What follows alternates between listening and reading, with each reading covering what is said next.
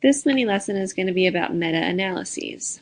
So first off, what is it? It's a method for systematically combining pertinent qualitative and quantitative study data from several selected studies to develop a single conclusion that has greater statistical power. So basically, it's combining the results from many studies to gain statistical power. You can think about it like making your sample size a lot bigger than you could with only one study.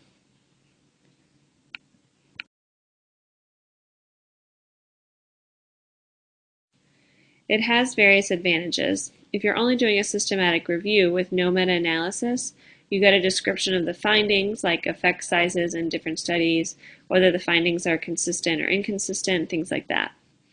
But a meta-analysis provides a statistical summary of the findings so that we're able to interpret the findings of multiple studies at once. It gives us an increase in power over individual studies. It improves our estimates of the overall effect size of an intervention. It can help us resolve discrepancies between studies.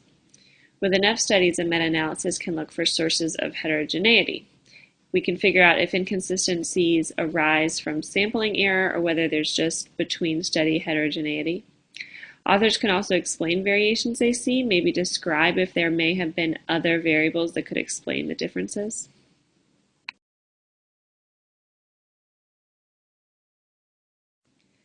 Meta-analysis isn't always appropriate. It's appropriate when multiple studies answer very similar questions, like when there are similar comparisons, like if one hearing evaluation method is compared to another hearing evaluation method, or if there are similar outcome measures. For example, several studies of melodic intonation therapy are all reporting changes in scores on a standardized test of aphasia.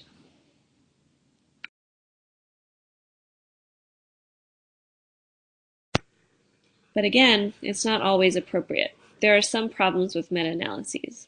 Obviously, if the studies are like comparing apples to oranges, if they're comparing two different things, we can't do a meta-analysis of it.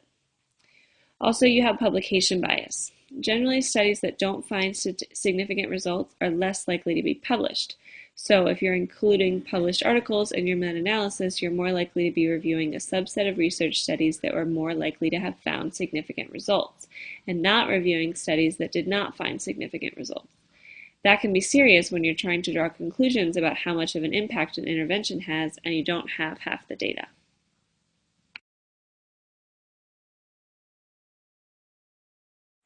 So here are the basic steps to doing a meta-analysis. You see it starts off the same as your systematic review.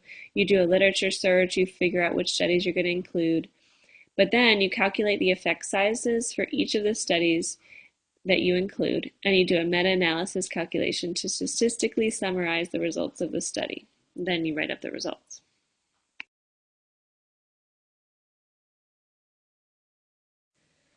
I want to talk a little bit about the calculations.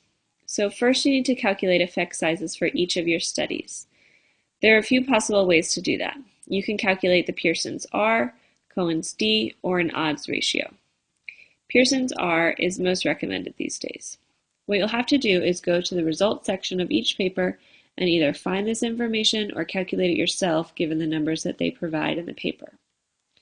Then, after you have effect sizes for each of your studies, you'll do the meta-analysis calculation. First, you compute a sort of average effect size across the studies. You typically weight each study's effect size based on their sample size, so the larger studies have a bigger impact on the average. Then, after you have an average effect size, you usually calculate a 95% confidence interval.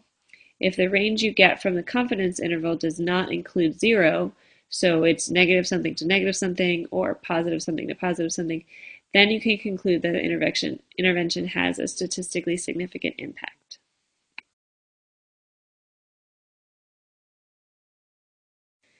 There are statistical packages that will compute all this for you, but keep in mind, just like any other type of stats, garbage in, garbage out.